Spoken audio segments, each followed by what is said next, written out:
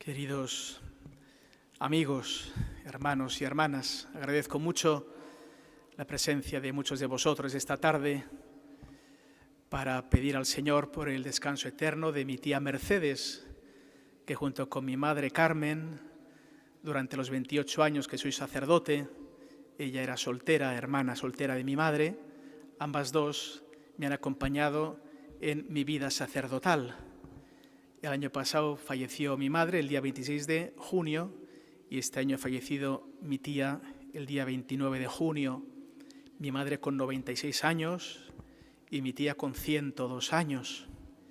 Por tanto, ocasión de dar profundas gracias a Dios por esta vida larga y que ha sido un don que me ha acompañado, como digo, a lo largo de mi vida sacerdotal.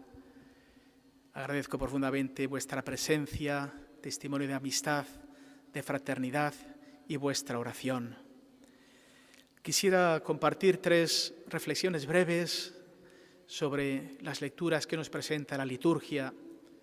Comenzaría con una frase del hermoso salmo que hemos cantado: enséñanos a calcular nuestros años para que adquiramos un corazón sensato. Del fondo dirá, para que adquiramos sabiduría. En último término, el calcular los años no es para agobiarnos de que la vida transcurre, ¿no? Y cuando uno menos se da cuenta se plantean los 50, 60, 80 años, sino para darnos cuenta que nuestra vida tiene una infinita profundidad, mucho más que los pocos y pobres años de la vida terrena que estamos aquí, porque nuestra patria definitiva es el cielo, es la eternidad. Y por eso ese fragmento tan hermoso del libro de la sabiduría, que nos ha dicho apenas vislumbramos lo que hay sobre la tierra, con fatiga descubrimos lo que está en nuestro alcance, nuestros razonamientos son inseguros, nuestros pensamientos son frágiles. Es verdad que el conocimiento, la ciencia han avanzado, una enormidad y siguen avanzando, pero en el fondo son conocimientos fragmentados. La vida es verdad que se va alargando. Yo viendo a mi madre y a mi tía decía, y lo he dicho muchas veces, no sé si alargamos la vida o alargamos la ancianidad, porque llevaba un momento que ya ni mi madre ni mi tía ya estaban encamadas, el cuerpo no les daba para más. Recuerdo que el médico que vino a certificar la muerte,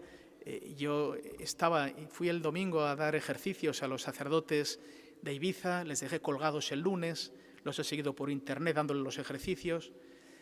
Falleció mi tía estando yo en el aeropuerto, volviendo hacia Burgos, y me preguntaba el médico, ¿de qué se ha muerto? ¿Qué enfermedad tenía su tía? Ninguna. Se ha muerto de vieja. Se ha muerto porque el cuerpo no podía más. Por tanto, ¿qué nos cabe esperar? Una infinitud y una eternidad, porque es lo que pide nuestro corazón. Por eso el libro de la sabiduría nos ha dicho, sí, nuestros conocimientos hermosos, grandes, la ciencia avanza, la sabiduría nos hace poner los pies en la luna, quizá pronto en Marte, pero nos ha dicho también este libro, ¿quién conoce tus designios si tú no nos das sabiduría? Si tú no envías el don del Espíritu Santo.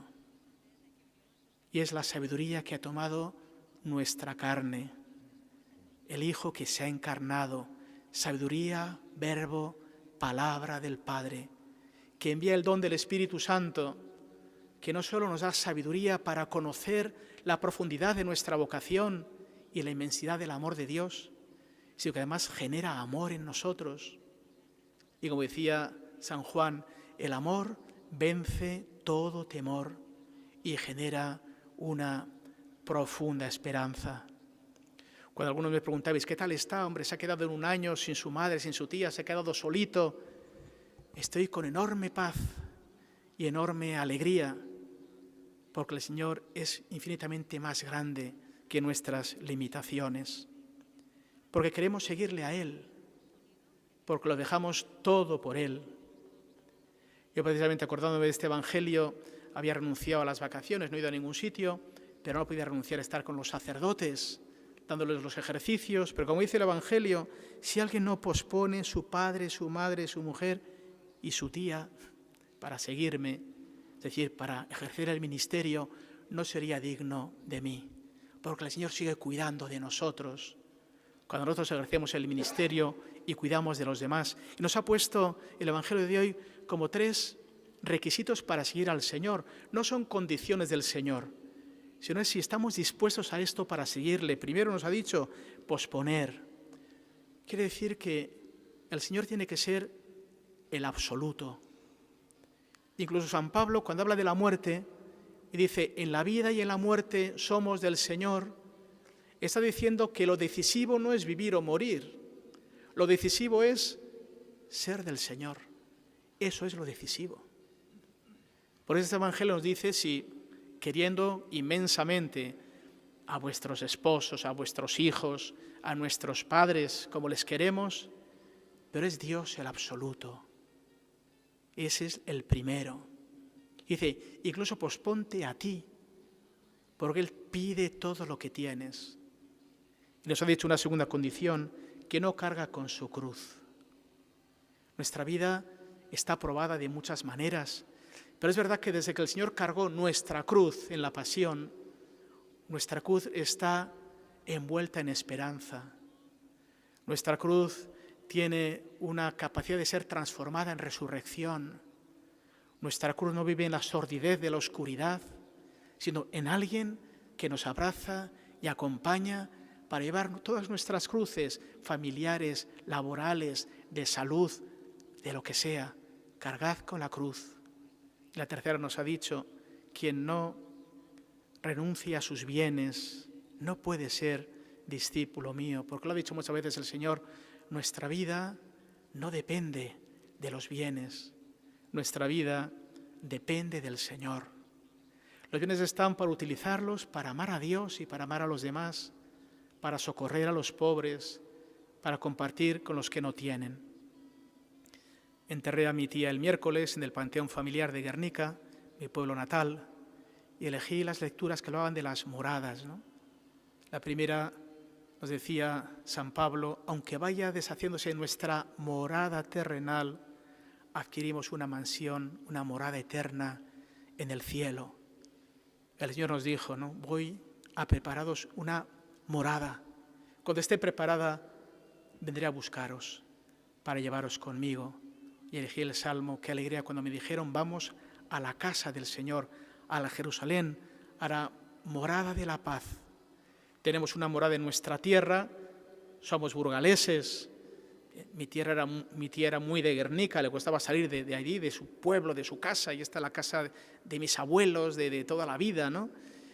Pero aunque se desmorone esa morada, el Señor nos ha dado una morada nueva, que es la morada definitiva.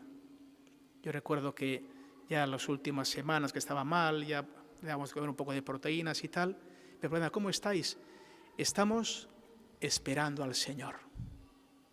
Estamos con la lámpara encendida de la fe, del amor y de la caridad. Y cuando ha llegado el Señor, nos ha encontrado, gracias a Él, con la lámpara encendida. Nos decía, y termino el Evangelio, ¿no? Cada uno, pues cuando va a construir una torre, siéntese a calcular si tiene lo suficiente para terminar. Y si va a dar una batalla, siéntese a ver si tiene suficientes caballeros.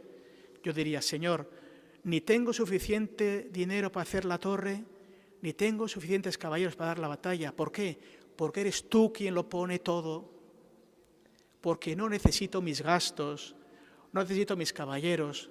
Me acordaba del bueno de David, cuando fue contra Goliat. Dijo, tú vienes con tus fuerzas, yo vengo en el nombre del Señor. Aunque nuestros cálculos sean escasos, no lleguemos, no nos den las cuentas, el Señor, Él empezó la obra buena y Él la llevará a término, y esa es nuestra profunda paz y alegría.